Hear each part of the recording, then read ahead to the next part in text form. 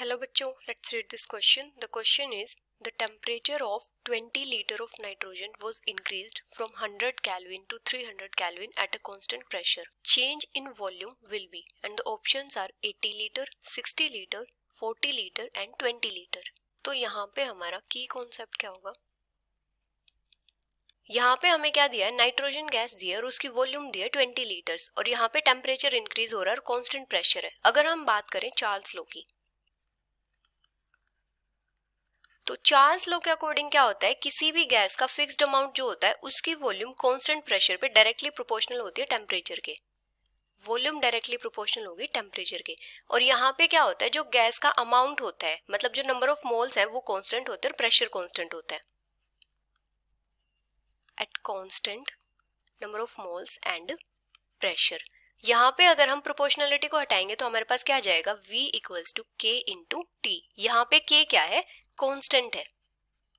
ये क्या है, प्रोपोर्शनलिटी कांस्टेंट है. तो यहाँ पे हम क्या लिख सकते हैं, V by T equals to K. ये किसके इक्वल हो जाएगा, कांस्टेंट के इक्वल हो जाएगा.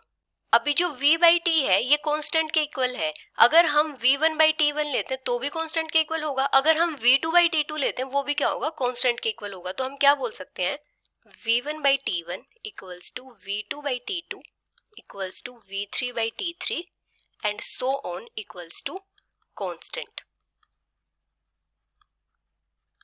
यहाँ पे हमें क्या दिया है, V1 वॉल्यूम दी है नाइट्रोजन की 20 लीटर और टेम्परेचर दिया है और प्रेशर क्या है, कांस्टेंट है. तो हमारे पास यहाँ पे V1 कितना है, 20 लीटर्स है और जो T1 टेम्परेचर है वो कितना है, 100 केल्विन और T2 टेम्परेचर हमें कितना दिया है, 300 केल्विन. हमें क्या फाइंड आउट करना है, टेम्परेचर चेंज के बाद वॉल्यूम में कितना चेंज आया. मतलब हमें यहाँ पे पहले क्या फाइंड आउट करना पड़ेगा, V2 फाइंड आउट करना पड़ेगा.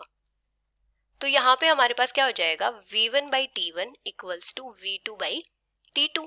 तो ये किसके इक्वल हो जाएगा, V1 कितना है 20 divided by 100 equals to V2 divided by 300. तो यहाँ से V2 की वैल्यू कितनी आ जाएगी, यहाँ पे वॉल्यूम कितनी है, लीटर्स में है, टेम्परेचर केल्विन में है. तो यहाँ पे हमारे पास V2 की वैल्यू कितनी आ जाएगी, 20 litre divided by 100 kelvin into 300 kelvin. यहाँ से केल्विन कैंसिल हो जाएगा और 100 से ये 300 कैंसिल हो, यहाँ पे क्या आ जाएगा, 3 आ जाएगा. तो हमारे पास जो V2 वॉल्यूम है ये कितनी आ जाएगी, 60 लीटर. ये हमारी वॉल्यूम है टेम्परेचर 300 केल्विन पे. अभी हमें बताना है चेंज इन वॉल्यूम.